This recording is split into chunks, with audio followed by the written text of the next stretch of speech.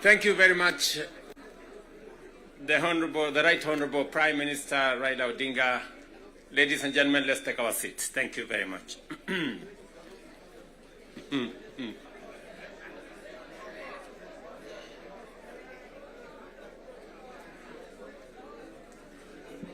Now,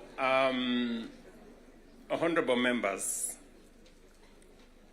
let me join the Right Honorable Raila Odinga and all the leaders who have spoken before me to welcome all of you to this very important first ever parliamentary group meeting that brings the two major coalitions together today here in Karen.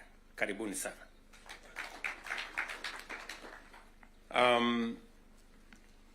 The Right Honorable Raila Odinga has given us the context of why we are meeting here. I really would want to add not so much, because he has ably contextualized why we are meeting here today. That we have a nation to look after and we have a nation to protect, and there are options that are available to us, and I think we chose to protect the nation called Kenya by our coming together. And so I want to commend both the Right Honorable Raila Odinga and the ODM party, my former party, for standing up to be counted when the country needed leaders to stand up for Kenya. It may have been easy to do the opposite. It may have been popular to do the opposite. I know many people have vilified the Honorable Raila Odinga and the ODM party for the decision they took to stand for Kenya when there was need to do so. And let me say the following as the President of Kenya today. We have come from very far as a nation. We stand here today as a robust democracy, a nation that is making strides in our national development. And I want to speak to you candidly. I don't have a written statement because I really wanted to speak to you from my heart. Because where I stand today, I've had a political journey as a person. And by God's grace, I have come very far. You know, out of the 5 people who have become presidents in Kenya, I am one of them. I don't take it for granted, and I don't take it lightly that God has given me an opportunity to be one of the 5 Kenyans who have had the opportunity to lead this country. And I must say this to us as leaders, that a nation, the progress, the destiny of a nation is decided by leaders. As to whether we are going to be a progressive nation or we are going to be a failed state is going to be determined by leaders, by us, the people who are sitting here. And therefore, the place of leadership is almost sacred. Nobody becomes a leader by chance or by default or by mistake. Today, you are a member of parliament or a senator or a governor or the position I hold and all the other positions that we hold because God and destiny has given us that chance. And we must think about it deeply. And so I want to ask you as leaders,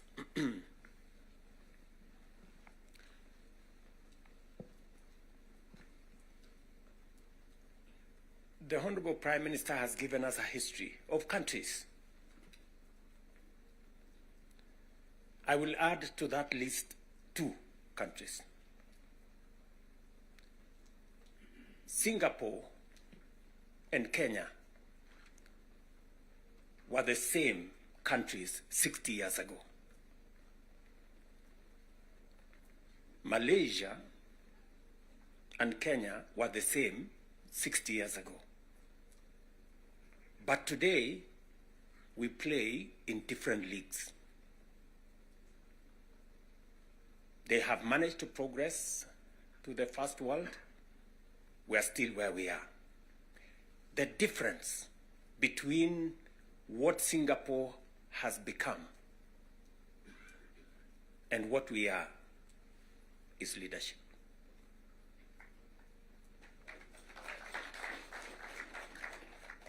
And that is the place, ladies and gentlemen, we occupy today.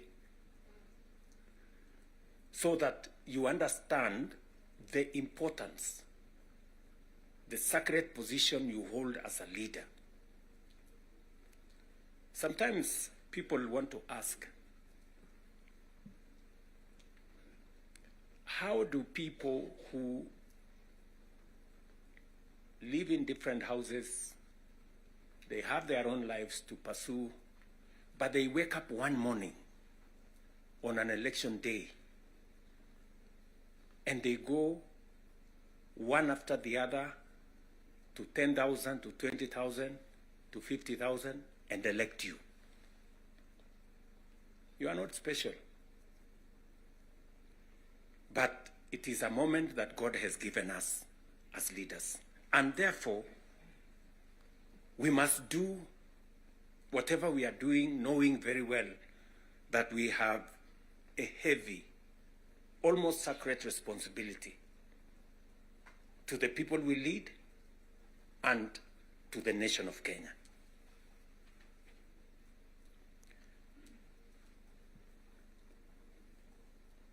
And it is not that we don't know what we should be doing. We all know what we should be doing. It is not that we have shortage of ideas. It is not that we have shortage of what we need to do. In fact, I dare say we have some of the very best ideas. We have very good manifestos all the time. And in fact, if you look at, and I keep referring to this, if you look at the manifesto of Kenya Kwanza and the manifesto of Azimio, the difference is hardly 20-30%. 70% we share what we think should be fixed in Kenya. But politics somehow has taken our country hostage, that we cannot do what we all know we should do.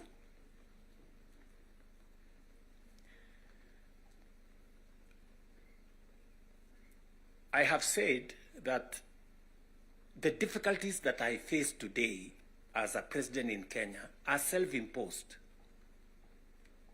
You know, I imposed on myself all these difficulties.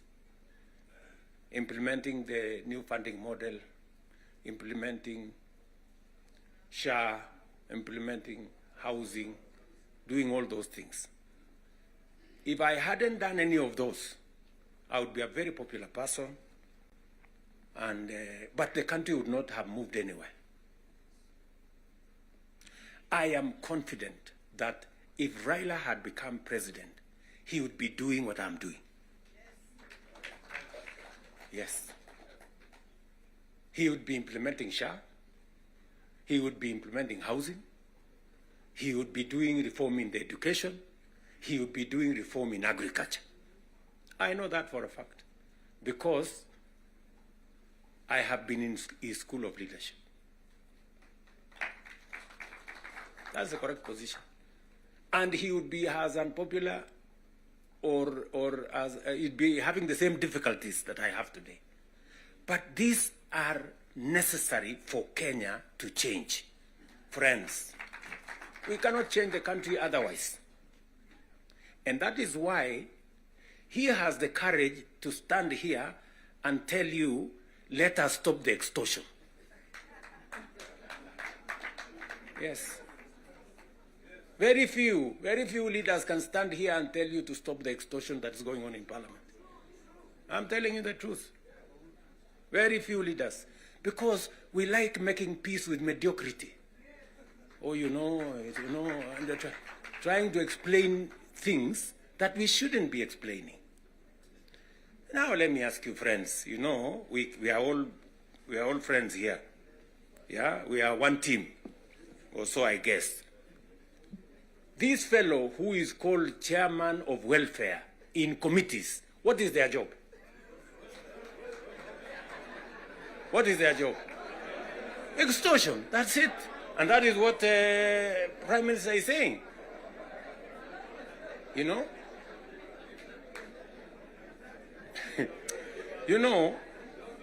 What is Sokohuru? What is Sokohuru? Tell me, what is, you know Sokohuru?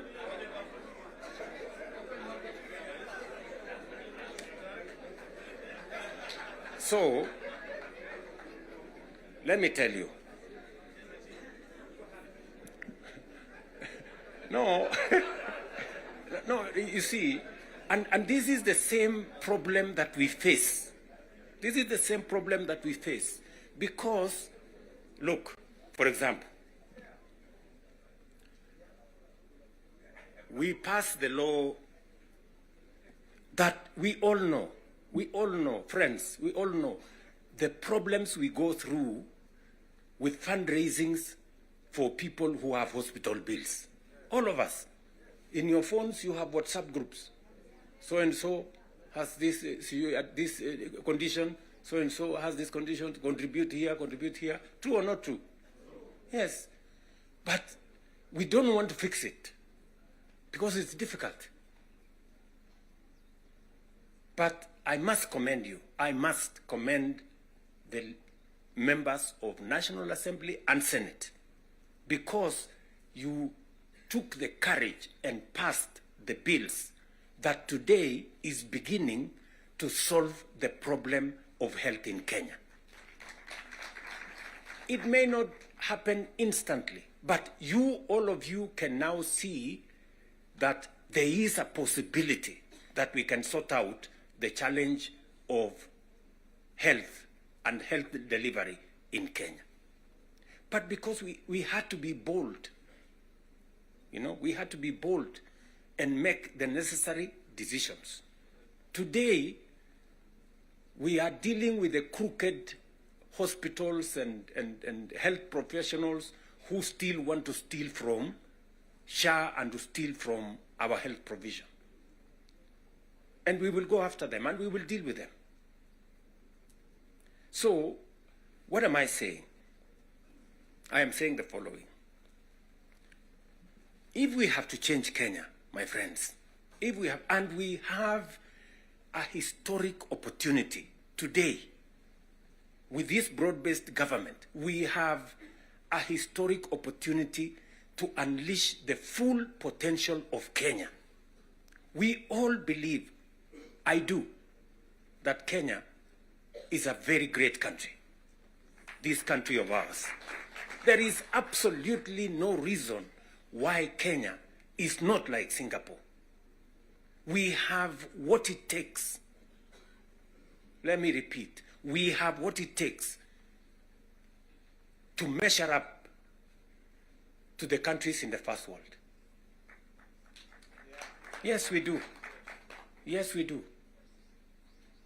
But we are playing in the wrong league because leadership me and you are refusing to stand up to what this country needs. I really want to persuade you guys. I really want to persuade you friends. Yeah? This is not about William Ruto. I am here today, I will not be there tomorrow. This is not about Raila Odinga. Right? It's about the country called Kenya, where today we have the privilege to be the leaders, to be the decision makers, to decide which way Kenya. It is us who are seated here. It is us. And we have the historic opportunity to make this country what we have always wanted it to be, but it has not been. As I have said, the same way Raila Odinga can stand here and tell you we must stop the wrongs, I have also said that I am ready to pay whatever price to make this country change. Yes, we must change this nation, and we can do it. Look, housing was part of our conversation for the last 30 years. Yes, we've always talked about housing and how important it is and how it is going to create jobs, how it is going to stop land fragmentation, how it's going to allow us to produce, to save land that is meant for food, how we are going to have decent housing, how we are going to reduce on slums, how we are going to have decent livelihoods. We've always said that.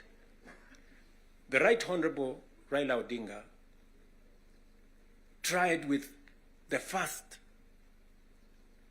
slum upgrading projects. We started there. The housing levy, go and read the Azimio Manifesto. Read the Kenya Kwanza Manifesto. It is there. It is there in both manifestos. We now are seated here and we have the opportunity to implement what was in the Azimio Manifesto and what was in the Kenya Kwanza Manifesto. Friends, why don't we just do it? Why don't we just do it? We will do it? Yes. Let us just hold it out and look. You can see for yourselves how transformational it is. Today, using the housing levy, we are not only doing housing, we are doing markets, we are doing hostels. And I promise you, what you see in Mukuru, what you see in Kisumu, because I have been there with Baba here, what you see in Eldoret, what you see in Nakuru, what you see in Kiambu here, what you see in almost every part of Kenya, is just housing implemented for 2 years.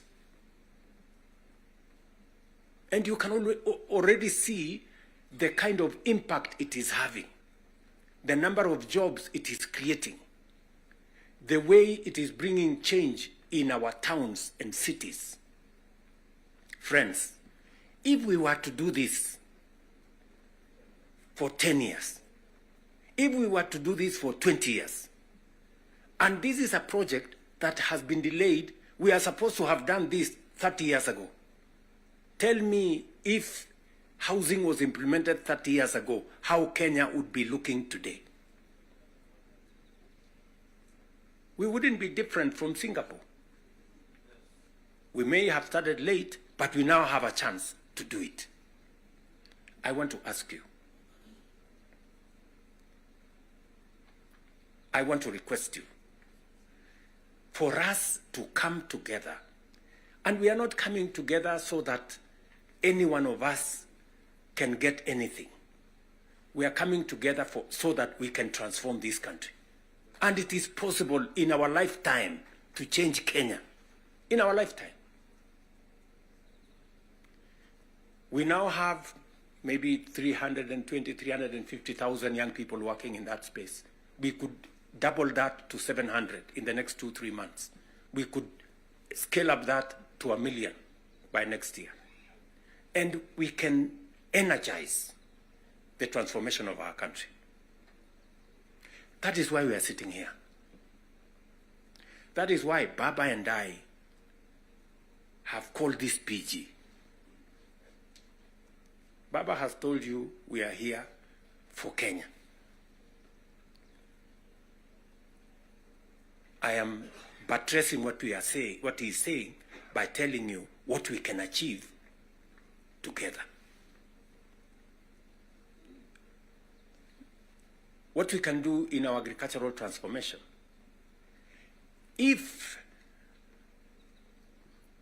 it was not for the broad-based, for example, we wouldn't have had the kind of change that is required in our sugar sector. And I want to tell you, watch this space. In just 2 or maximum 3 years, Kenya will be a net exporter of sugar. Just 2 or 3 years. This country, which perennially we have been looking for safeguards from COMESA. Every year, we are looking for safeguards from COMESA. We are spending public money to go and pay for sugar, to go and pay for farmers, to go and pay for workers who don't work for government, just because we couldn't bite the bullet and tell the crooks there to get out. Now we have told them to leave.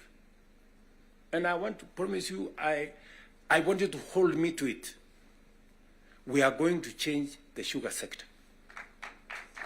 We are going to change the coffee sector. You have already seen what is going on in coffee. There is still a little bit of pushback, but we will deal with it. And on and on and on, and we can transform our whole agricultural sector. Just the little interventions that we have done standing together.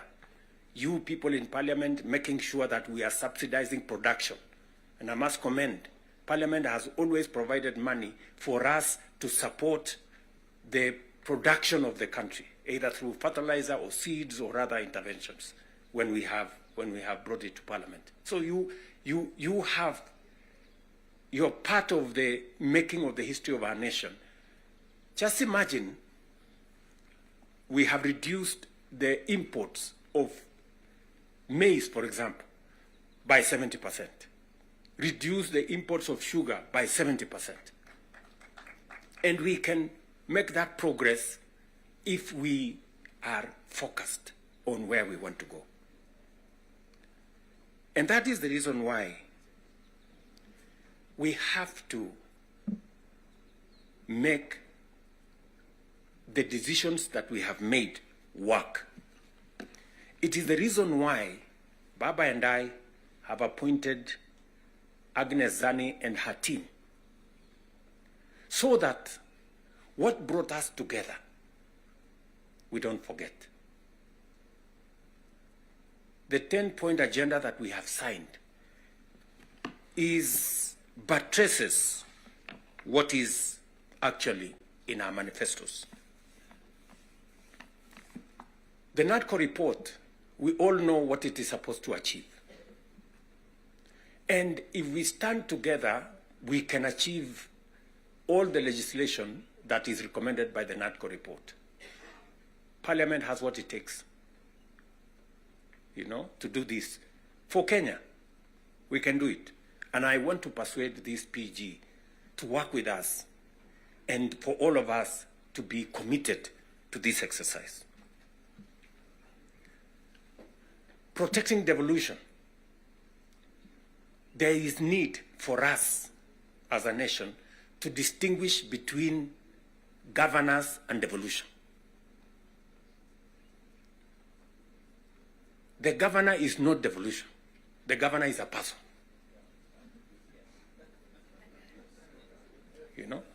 Devolution is about the people. It is not about the governor. And we can deal with the governor without disrupting devolution, if there is need to. But what is sacrosanct, what is constitutional, is that we must get local people, development, to be at a local level as much as is practically possible. I agree with the Right Honorable Raila Odinga, because I was in Parliament when NGCDF was passed. And the principle was right, because there wasn't any meaningful resources getting to the grassroots. And the big push for devolution in the constitution-making process was three principles: making sure that resources get to the grassroots, making sure that there is representation at the grassroots, and making sure that accountability is also at the grassroots. So we need a conversation. You know, there are legitimate concerns on how resources are being spent at the counties. There is. We cannot also run away. There is legitimate concern. Let me ask, for example, the latest Sokohuru in the Senate.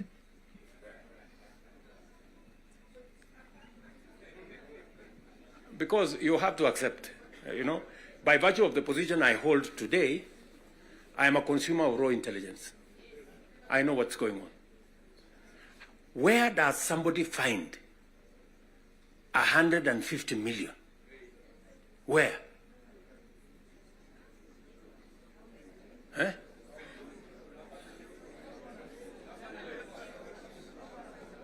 Is that his money? That is money that belongs to the county. Is that correct or not correct? Yes. Let me ask you, members of parliament who are seated here. Do you, for example, know, do you, for example, know that a few members of your committee collected 10 million shillings so that you could pass that law on anti-money laundering? Did you get the money? No.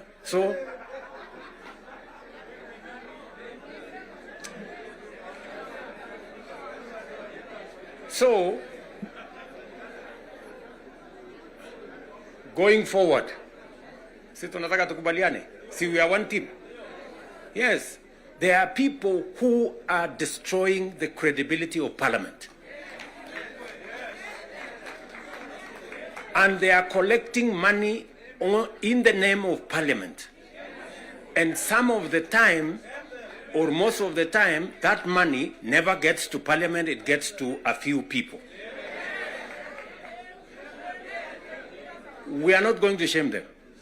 We are going to arrest them. Yes.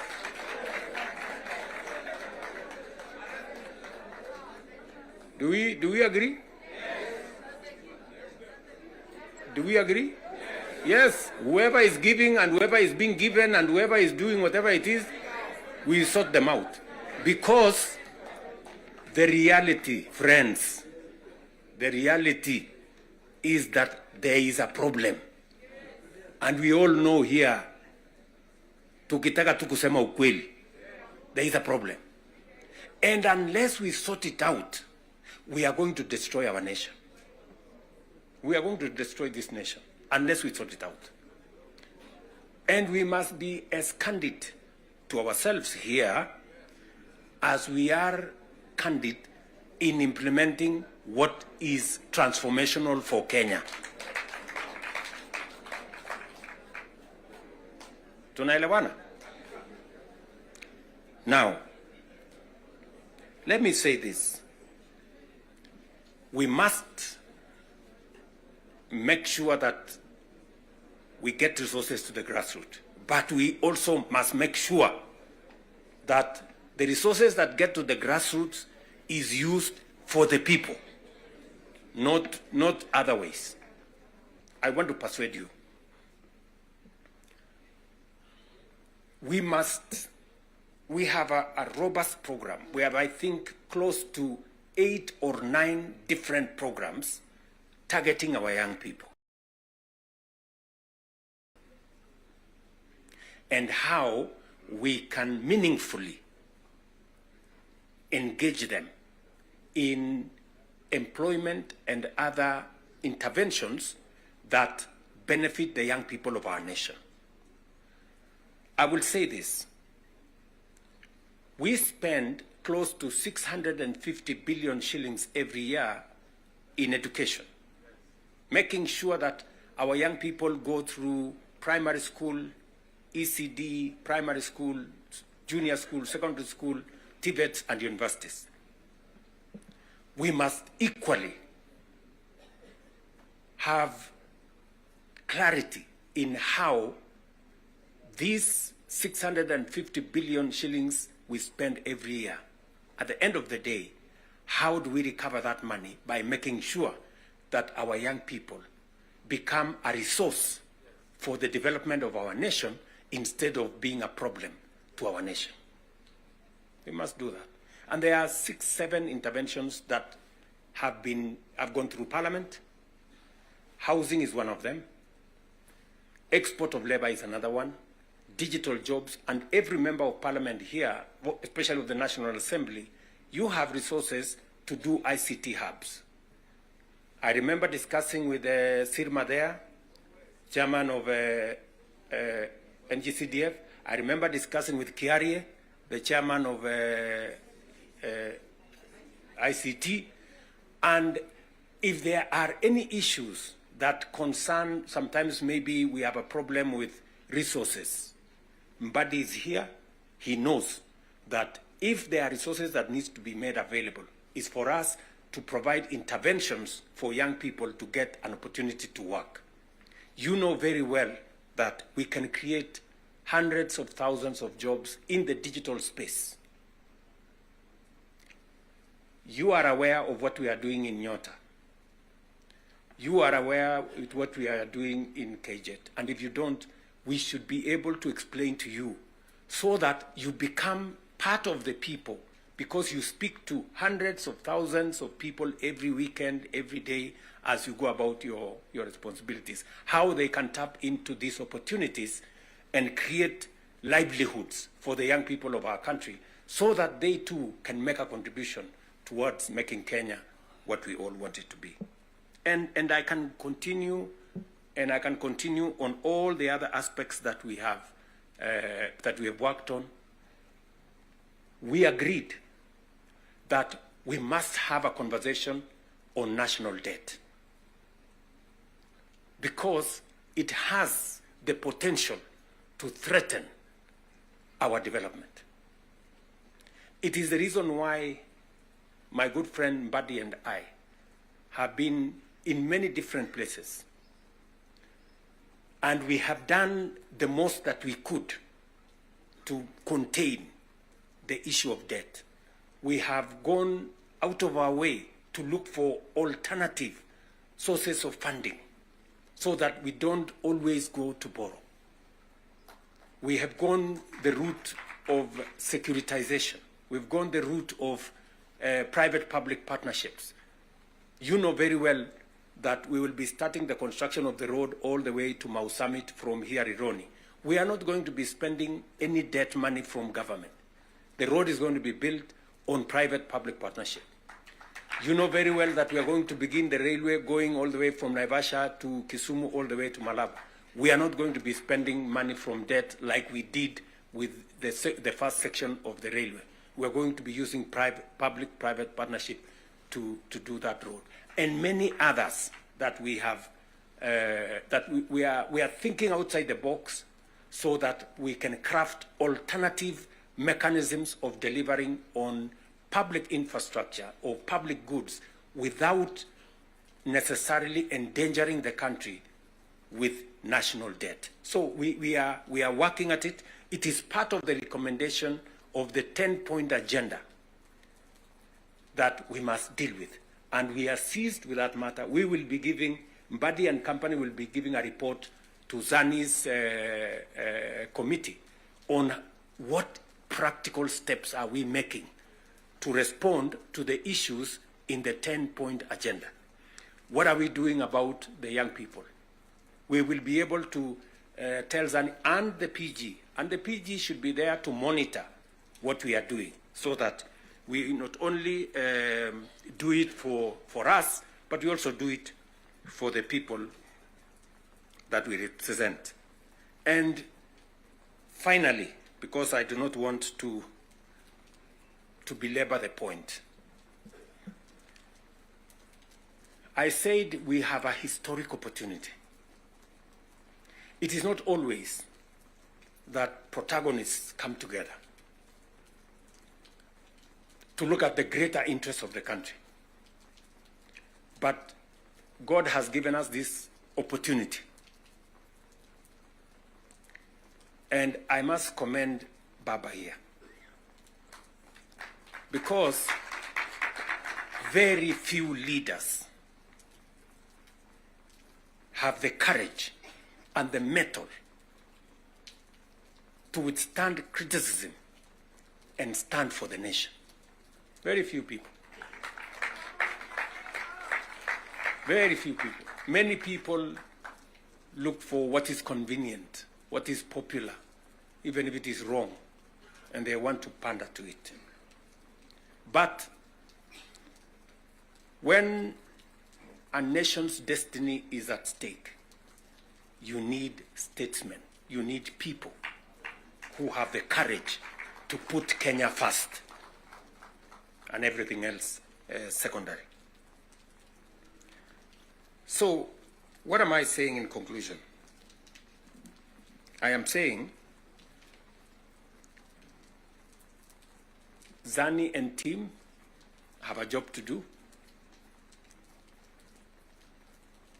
They will be briefing Right Honorable Raila Odinga and myself on what needs to be done.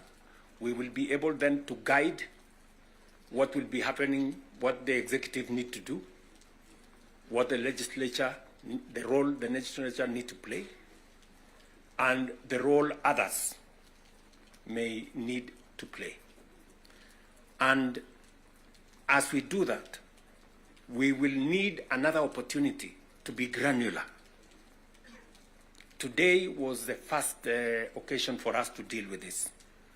But down the road, we need to bring the members of the executive, at least the ministers, to come so that we can have a meeting of minds between the executive and the legislature on matters that are of national importance. Further down the road, we may need that engagement. Maybe not in a sitting like this. Maybe we can organize a retreat for 2 or 3 days so that the questions I see members of parliament asking on some of the programs, we can fully understand the import of the programs we are running, what they are meant to achieve, the transformation that is supposed to happen, and how we position ourselves to make sure that we provide the push necessary for that transformation to happen. Again, focusing on the greater picture, the bigger picture of our nation. So, ladies and gentlemen, I want to say thank you very much for coming for this session. I know we will listen to you by way of feedback on some of the things that you want us to respond to. We are here because we are one team and we want to succeed together. And we want to make sure that none of us is left behind. Are we together? So, mimi nimesema asante sana. If there are any questions directed to me, I will be willing and ready to answer. If there are some directed to any one of us here, we will be able to answer.